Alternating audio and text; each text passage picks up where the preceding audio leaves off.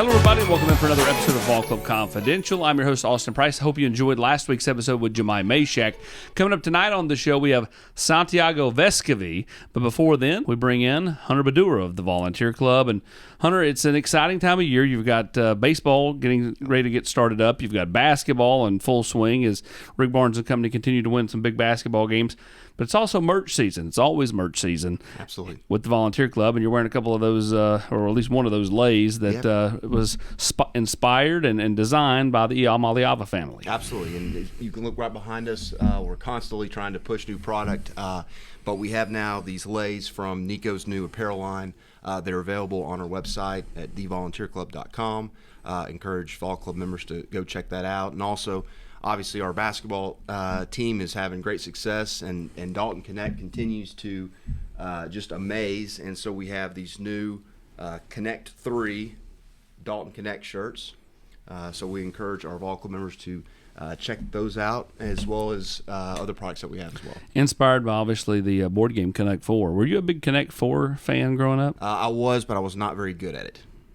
That probably doesn't surprise you. No, it does not. If you want to improve, I expect to find you down at the local bingo hall playing Connect 4 with some people. You can go down to Main Event. They have a kind of a modern version of that down there. I'll get on that. Thank you. Good advice. He is Hunter Badura, always with a good smile. But let's get to tonight's big smile, and that is Santiago Vescovi.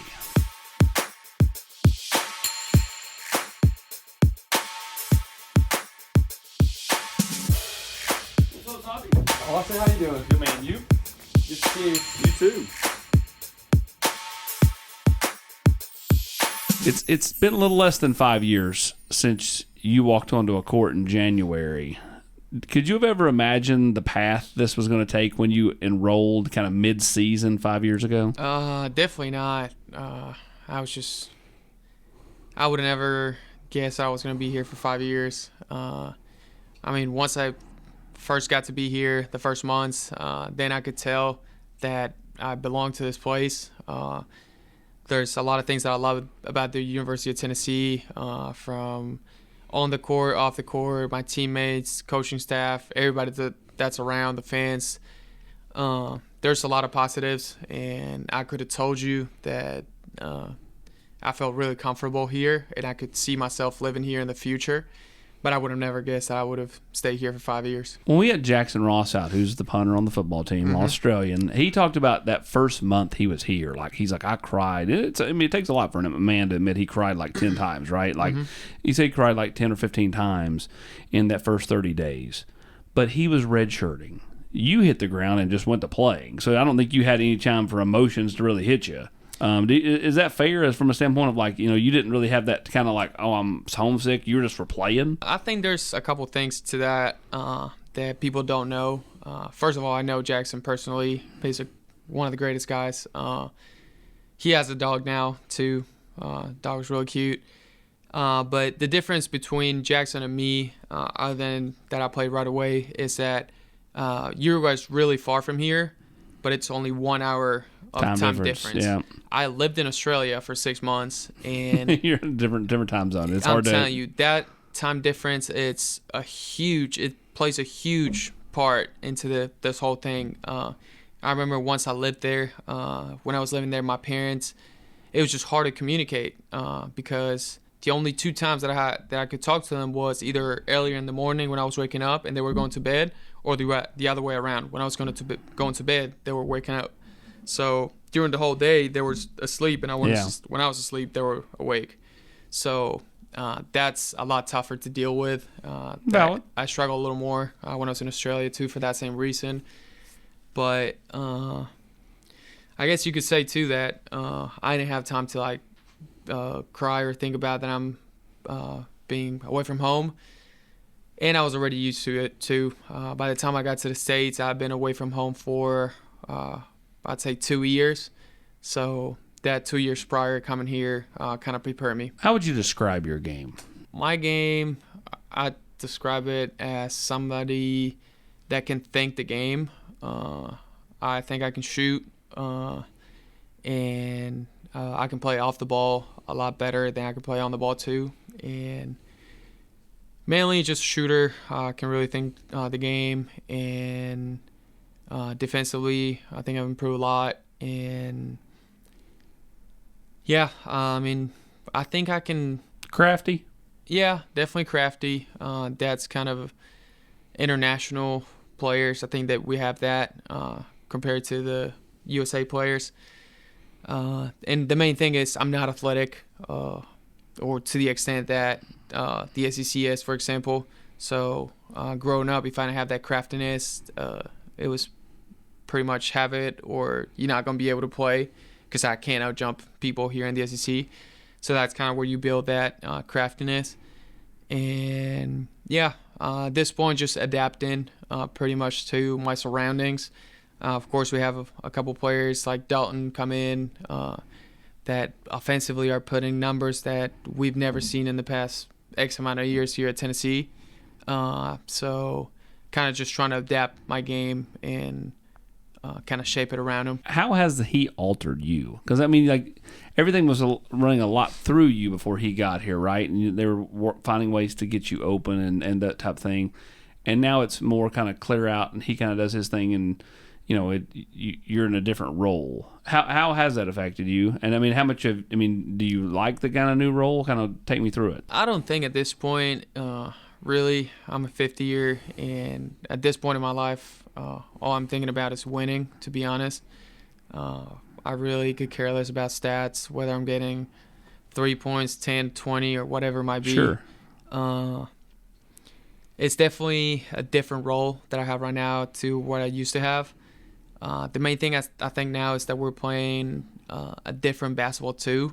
We're playing a lot more guys with the ball in their hands, creating their own shots. So that's where I have to, I guess, improve my game to fit better into the team too.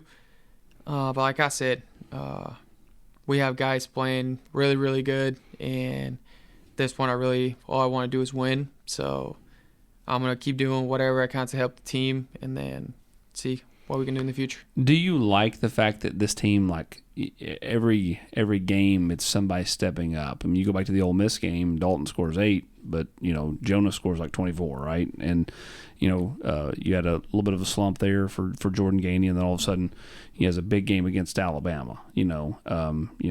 Josiah pops in with a big game. You pop in with a big game. Jemai is the ultimate glue guy. We had him on last week, kind of does a little bit of everything well. Do you like this team because there are multiple options every night that could step up and beat another team? There's no doubt. I think we got to hang our heads on the defense. That's what's keeping us where we at right now. Offense, you can make or not make shots, but defense is pretty much based on effort. So as long as you have that, I think you're going to be in good shape regardless of what happens offensively. But if on top of that you add a lot of weapons like we have, like you were saying, any given night anybody can go off and have a game. I mentioned Zakai. Yeah, literally any night somebody can have a game and go off. I think that plays to our advantage, and I think the biggest thing of that, really thinking through it, is how it's really hard to scout for. If you're a team playing against us, and you're like, all right, we're gonna take out this guy, but then you have 2 other guys going off that night. Then you're like, all right, we're going to adjust to that. We'll take these 2 guys out, and then have other 2 guys coming up. Yep. So I think that's where our success has came in the past games. So we're just going to keep doing what we do. Stick one in somebody's eye or a no-look pass that leads to an assist. What gets you going more emotionally from a basketball standpoint? What's the first one? Just stick one in somebody's eye, as far as, knock down a 20-footer, 25-footer in somebody's eye, or a no-look pass. I'd definitely say a no-look pass. You like that, don't you? Yeah, I think it... Because it gets the crowd going a little more. It gets everybody going, gets me going. Especially if it ends in a dunk. Yeah. Definitely would be a no-look pass. I don't know. It just gets more people involved in the play, creates a better environment, and it gets everybody juiced up. What do you enjoy most about the game? And has has that transformed maybe from when you first got here, what you enjoyed most, to what you enjoy most now? Or is it still the same? I guess it's still the same, and it's always been. The biggest thing right now, it's my teammates. That's, I think we've had, and that's really a compliment to the coaching staff. They've recruited great guys all throughout my career here. We've had great human groups, and I can't even describe the chemistry that the guys have in the locker room, for example, that at the end of the day, we literally spend most of the day together, whether it's in practice, watching film, weights, working out, or just once you're done with everything, just in the locker room hanging out. And I really can't describe the chemistry that the guys have in the locker room. We're a really, really tight group. And on the court, I think it relates to on and off the court. You can see the guys, they all enjoy spending time together. We got some clowns in the group that always got to get everybody laughing. Yeah, I think that's the main thing that I look forward to, just being around the guys. And if I ever feel like I'm down in spirits or I had a bad day or something, they're always there to lift everybody up. I look at you and Zakai, and you guys are like flies. Like, you can't shake you, and you just seem to get under the skin of opposing teams. Like, you just defensively are just always around the ball and always kind of just I would call you annoying for an opposing team, right? Like, you make it hard for them. How much do you relish that role? And I think for him as well. I would definitely throw Shaq in that category too. I think it's just a matter of, well, I could literally argue for pretty much every single one on our team. I don't disagree, but like, when I see Meshack, he's kind of always somewhat got a smile on his face. You and Zakai more have like that smirk, like, I'm getting to this guy. You know what I mean? Like, it's like the sneaky grin out there. And I could totally see that getting other teams mad or other players. But I really, really love playing with Z. I think we have a great chemistry. And it literally, there's times in the game where I literally just got to look at him and be like, Z, let's go. Like, let's turn it up right now. And like, he literally looks at me and like, I know, like, we're both on the same page, and that's where we turn it up. And we've seen teams like, I literally remember, I won't say player or team, but literally players that brought it up against us, and there was literally players that would give the ball up saying, I don't want to bring it up. Like, they're gonna strip me off the ball. Like, and that just like feed us even more. It's kind of like a shark. Once you smell blood, you want even more. So once you smell that fear in the opposing team, it's like, you got them. So it's just, I guess, mental games that you play within the game that at the end of the day help you. Let's go back to that first game playing LSU. I think you made 5 threes. That's a long time ago. I think it was 6. Was it 6? Okay. I think. I'm not sure. You know better than I do. Either way, like, it was your first game, and Tennessee fans are so loyal, and you just kind of like made such an impact right out of the gate. What were you thinking? Like, I mean, Nothing. you know what I mean? Like, nothing. Could you hear them? Like, I mean, because sometimes you don't hear that stuff. Like, you get in such a zone, you're not, But I mean, and your family's here. I mean, what was that like? Literally, there's a couple plays that I still remember from that first game. Literally, it's the first game when I checked into the game. Well, I started, but the first game, I guess the first play that I had the ball, I drove by somebody, I can't remember who it was, and I got to the lane, and the lane fade. It felt so wide open. I was like, I'm here. Like, I already drove by someone. I'm about to lay it up. And I guess everything was kind of like in slow-mo, and I was halfway through the paint, and somebody stole the ball. So they were going the other way. So that's when it kind of hit for real, and I was like, oh, like, this is real. And that's one of the moments that it was a funny moment, I guess. But then when I made the first couple threes, definitely hearing that, the stadium go off, it gave me chills. It meant a lot. And I was like, this is definitely the environment I want to play for the next years. And nothing, just feeling the support from the fans through my 4 years, 5 now here. It's been great. So Yeah. I mean, there you get to a point where I guess your brain doesn't process anymore how many people are there. And it still happens to this day, where I'm like, if you're standing on the court, you don't even think about the people that are out there. But then if you like stop and then you like start counting how many people are in there, it's like, wow, it's a lot of people. A lot of people. But I guess it's a mechanism the brain does. Basketball is different than football. Football, the fans are, they can be on top of you, but you're not seeing them, so to speak. Like, whereas like you have those front row, fans down there, right there along the court. You got Jim Haslam, you got Larry Pratt down there. After 5 years, are there a fan or two that you're always like, they're the Browns, they're with you at every game. Like, are there people you look for now that you're like, hey, Mr. Haslam and Mrs. Haslam is definitely somebody that I always see. Chancellor Plowman, she's always down there too. Those are definitely people that I really appreciate just the way they are, and I always look forward to seeing. But then me personally, I always like to mess around with the people around. Like, I get it, you got to be locked into the game, and I am. But if the ball goes out of bounds, like, I might talk with somebody that is sitting courtside, and like I enjoy that kind of interaction, and I do it all the time. So I say the main people, it's Mr. and Mrs. Haslam. They're always sitting there, and it's always great to see them, but I just always interact with everyone that is around the court. When we had you out on the locker room last year, we talked about the ability to speak in a foreign language and be bilingual when you're frustrated, and how much that helps you stay out of the T zone. For sure. How much have you gotten that going this year? Much? I think that's one of the things that I kind of going away from. I used to do it a lot, and it's a maturing process. Is that how you call it? Yeah. So it's kind of a maturing process where you understand that that's gonna get you nowhere, and like it doesn't really help to say those words, but every once in a while they kind of slip, and it's a lot better to them in Spanish, because I can say literally pretty much whatever I want, and nobody understands. Nobody knows, so yeah.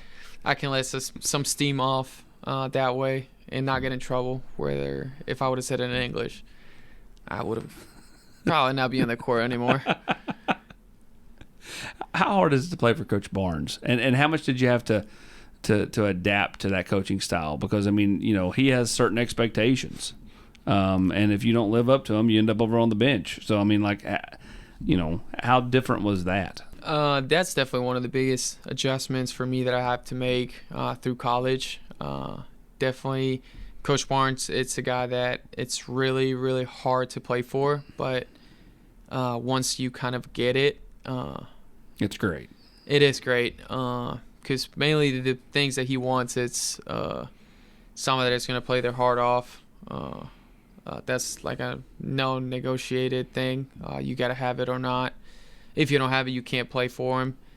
And just that he gets crazy with turnovers. That's one of the main things. I don't know how he put up with me my freshman year. I was averaging. He was forced to. He had no point guards. I know. I was averaging like 10 turnovers a game.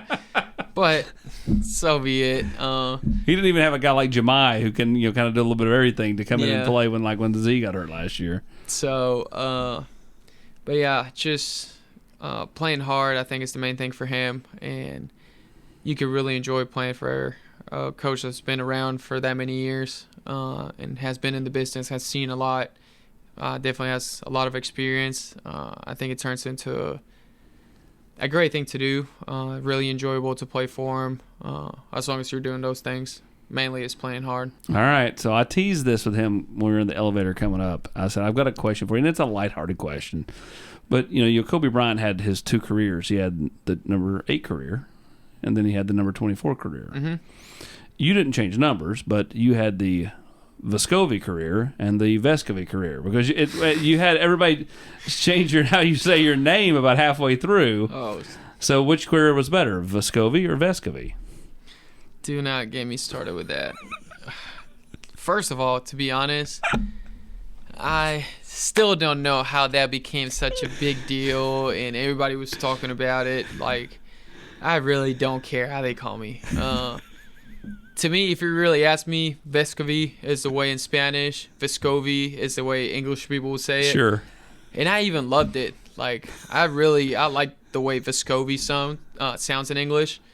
JG was the same way in football. He was Garantano for the first, X amount of years. Then he became Garantano, which is hard. I don't really care, all right? I mean, but it's hard. Once you say it a certain way for so long, it's like hard to be like, oh yeah, they want to be known as this now. Well, and that's the thing. Like, there might be people which it really bothers them, and they're like, well, my last name is X, Y, or Z, so I want to be called this way. Sure, I get it. But I really don't care. Yeah. Like, I don't know how this became such a big deal. But again, which career was better, Vescovi or Vescovi? When's that turning point? Is that I don't remember when it was. UNC game? I know when it became a thing. It was a UNC game. It was 2 years ago. We lost to Nova, and then we beat UNC. Yeah. So I remember it was right there. And it was the commentator, right? Was it Jimmy Dykes? No, it wasn't Jimmy. Who was it? Somebody else that. Was it Fran Fraschilla? That's who it was. Yeah. But. Which, Fran loves the Europeans. So, I mean, like, he would know. If anybody knows how to say a European's name or even though I know you're not from Europe, but I mean, you know what I'm saying. Like, anybody that, foreigner's name, it's going to be him. Like, he's the one that ESPN has on the draft, and they're like, oh, let's go to Fran with this guy from, Whatever, yeah. I really can't think of whether before or after. The one thing I could say, I'm gonna tell you, it's gonna be Vescovi, because I think you're gonna make a run this year, and you're gonna like to the end. Plus, well, so far I was gonna say definitely had to have been Vescovi because we got the SEC tournament, which was a great time. But to your point, yes, I'd say Vescovi because this year we're gonna make a run, and it's gonna be a lot more fun too. See, I thought you would have fun with this question. So, Jordan or LeBron? I guess it's the same answer most people would have. I've seen LeBron play. I haven't seen Jordan play. Like, I wasn't born when he was at his prime and everything. Sure. Heard a lot about him, but I can't really. Yeah, and it's hard to speak on if you weren't there. You've seen really YouTube clips. Compare them. So I gotta go with the LeBron. Just because I'm pretty much a prisoner of the era. Yeah, that's the main thing. Yeah, I didn't see Michael Jordan play, but I guess just the stories I heard about him too are really, really. Who's your favorite player to watch of all time? I don't take Jordan, LeBron off the table. Just like if I said pull up your favorite player on YouTube, who are you pulling up? Definitely be Manu Ginobili. And you get the natural comparisons, right? I mean, like, that's the for left-hander. Being left-handed. Yeah. And just even like how you move without the ball, with the ball, Euro step, all that stuff. It's like the movements are similar. To a certain point, yeah. Yeah. Different body size. Yeah. But what about a guy like Larry Bird? Did you ever watch Larry Bird? Just clips, not much about him, but yeah, it's the same thing. I couldn't really watch him. Drazen Petrovic. Do you know who that is? Mm-hmm. Great player, but still, it's kind of the same thing. That kind of old era. Yeah. It's hard to watch. Other than it's not hard to watch. Come on now. No, not hard to watch. I'm saying it's. You don't come across their stuff all the time. Sure. Well, you're sure not going to. You have to literally go find Drazen Petrovic. You can find Larry Bird clips on Reels on YouTube or on Instagram. Yeah. So. Detlef Shrimp. No. No idea. We're just talking 90s basketball. We're going to pull up that 90s basketball stuff. The problem, too, is... I know, you're not that old. But Jemai Mashak's in here last week and talked about all these guys. Well, but first of all... I know, he's from the U.S. He's from the U.S., and he likes to watch that old basketball, too. Favorite sport? Is it soccer besides basketball? Oh, I can name a bunch. Tennis? Tennis is up there. It would definitely be soccer and volleyball. Right underneath basketball. Do you like to play these things recreationally? Yes. I used to play them when I was growing up. I played a lot of different sports, and I really wish I could still play them because I really, really enjoy all of them. Soccer, volleyball, tennis, ping pong, and then the latest, I guess, add to the list is golf. Oh, I did hear about this. You've taken up golf. Now, Jemai says he's starting to pick it up a little bit, but I have not seen Jemai play golf. Well, he claims he has. So I can't speak on it, but yeah, the latest edition was golf. Yeah, because I think it was Josiah that talked about that 2 weeks ago. You know, that you had kind of taken up golf. It was he was talking about your golf, and then of course your fiance or soon to be fiance. At least that's what he says. Wink, wink. No pressure on it, right? No pressure. You know, you left-handed in golf? I am. Okay. Well, I didn't. I mean, like, I hit a baseball left-handed. I hit a golf ball right-handed. It's one of the, so I didn't know, like, Phil Mickelson technically throws football or a baseball with his right hand, but he still plays left-handed golf. So I didn't know if you were ambidextrous or what. I guess I still got time to maybe try right-handed because my left-handed is getting no better. I'm going nowhere with my left-handed in golf, so might as well start with it right now. You go down there to the home country, I'd say there's golf all year round because the weather stays good enough. No? Mm-mm. Back at home, it's kind of similar to here. It doesn't snow. That's one of the biggest differences. How cold does it get? You're killing me. Because all I know is Celsius, so I couldn't really tell you in Fahrenheit. But how hard was that part of it? Like the adjustment when people start saying it's gonna be 32. I always go back to my phone and check. Like they'll be like, it's gonna be 32, and I'm like, I don't know what I mean. I know it's cold, but I can't tell you how much it's gonna be. So when we had the big snow in the last couple of weeks, and it's the most snow that East Tennessee's seen in 30 years, how much fun did you have? Or was it kind of like, okay, I'm over this? Like, was it fun? For me, it was like, I've got kids at home, so it was like fun the first few days sledding with them, but then it became like, okay, enough of this ice and snow. Well, I had one of my friends from back home being here, little when that happened. Oh, I bet you they thought it was great. Oh, they thought it was great, and so did I. I was literally telling them, I was like, since I've been here, it's probably snowed like this maybe once, and it was like not even close to what it's snowing right now. And it was just so fun. From just going to the gym, it was an adventure with the car, but it was so fun. From the icy roads and stuff to sledding was really fun too. We had a couple big hills that we found. It was great.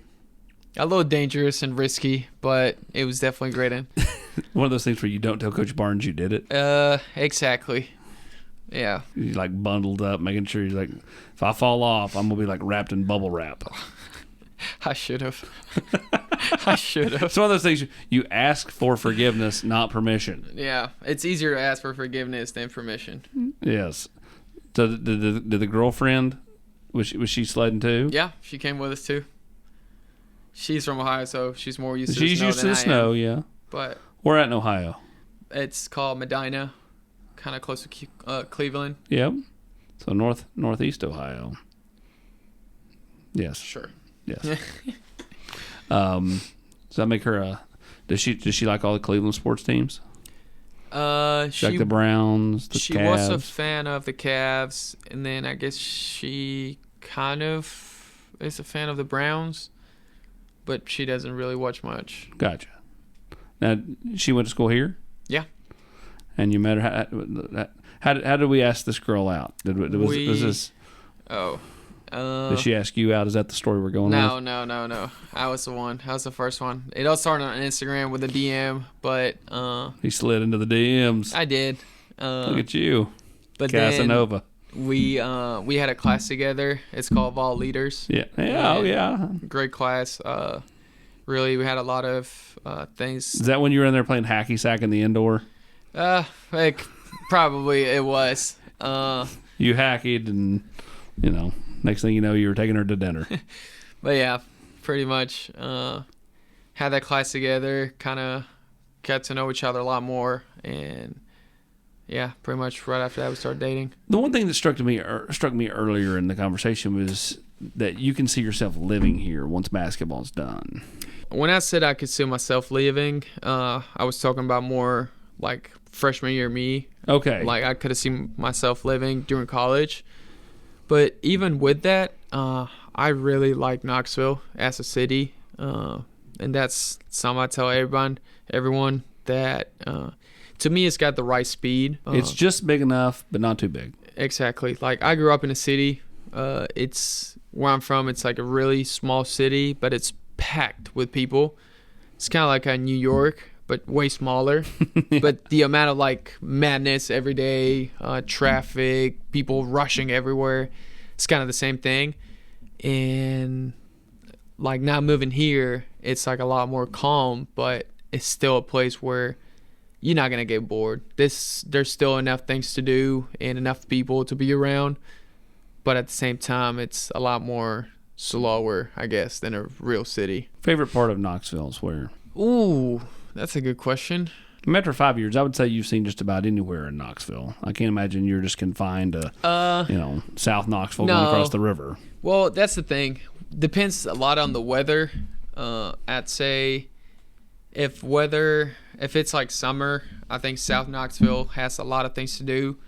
Has a lot of outside activities from quarry to mountain biking to anything being out.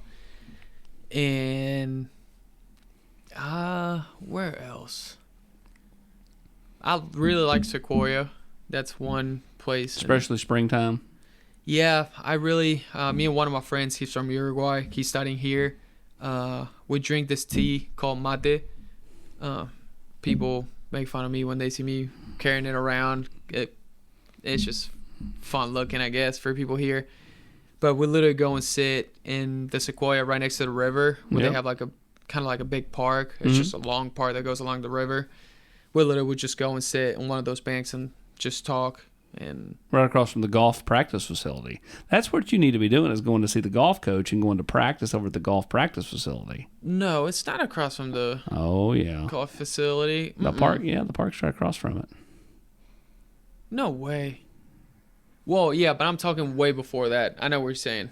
Mm-hmm. Yeah, on this side of the river, way before. Oh, it's just across the river. But yeah. Yeah, no, now I'm putting it together. I was there. Been out there a couple times. One of my friends used to play here. He transferred. His name is Trent Johnson. Trent Johnson, yeah. Mm-hmm. Love From Trent. Brentwood. Yeah, and we actually went out a couple times. This was even before I even got into it. And he ended up having a teammate, which is lefty. So Bryce Lewis. It was Bryce. Yeah. So I used his old clubs at that point, hit a couple balls, and I sucked. I promise you I can show you those videos, and you will. His clubs are not going to be set up for you. They're going to be. Well, but even with that, I couldn't even hit the ball. Couldn't even hit the ball to save my life. And we went out there, and it was just awful. I had a lot of fun, but it looked terrible.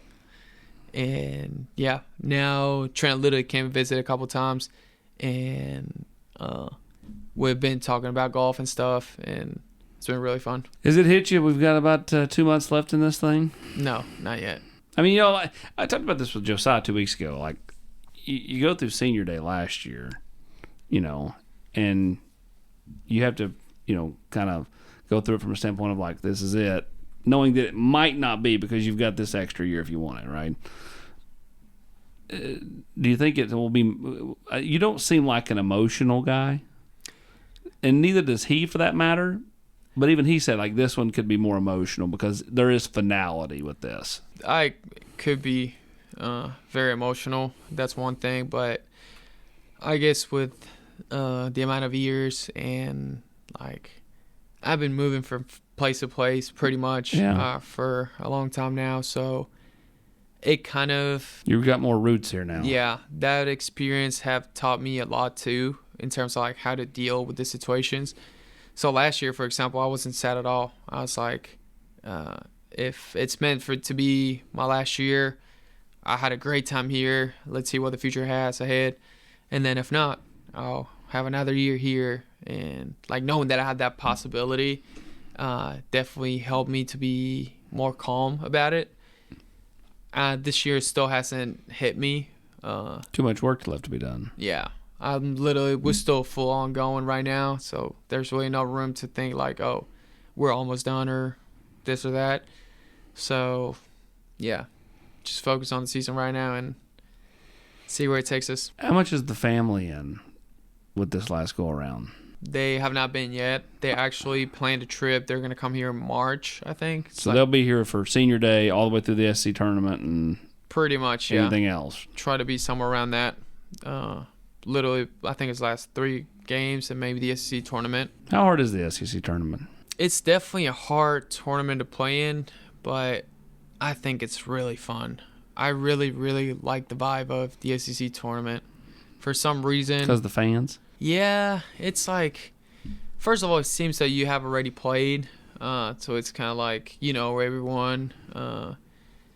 There's multiple games playing the same arena, so there's like fans from all over, from different teams, and I don't know, it's just really a fun vibe. I'm not going to ask you who you don't like to play against, but what players or team kind of get you going? You're like, I really like, you enjoy competing against said player or team. For some reason, definitely Kansas. Every time we play them, I think it's really fun. It's really fun to compete against them, and they have a great team, of course. But it's just a fun team to play against. And, I mean, from our league, I would definitely say Kentucky would be probably the biggest one, just in terms of, like, rivalry that we have going on back and forth. That's the biggest one. So it would definitely be that one. Yeah, that makes a lot of sense. Kentucky's just a fun one, to, whether it's here or there. Yeah. It's that border war. Mm-hmm. It's that border war. Well, Santi, man, we appreciate you coming on the show. And, you know, I know I speak for a lot of Tennessee fans. We appreciate the 5 years you put in here, and you keep getting that little smirk when you get under the skin of those opposing teams. So I got a lot more to do. Yeah, a little over a month until mom and dad and the family members come to town and watch you play. Yeah. The end of a spectacular career as he closes in on number 2 on the all-time 3-point list. Congratulations. Well, thank you very much.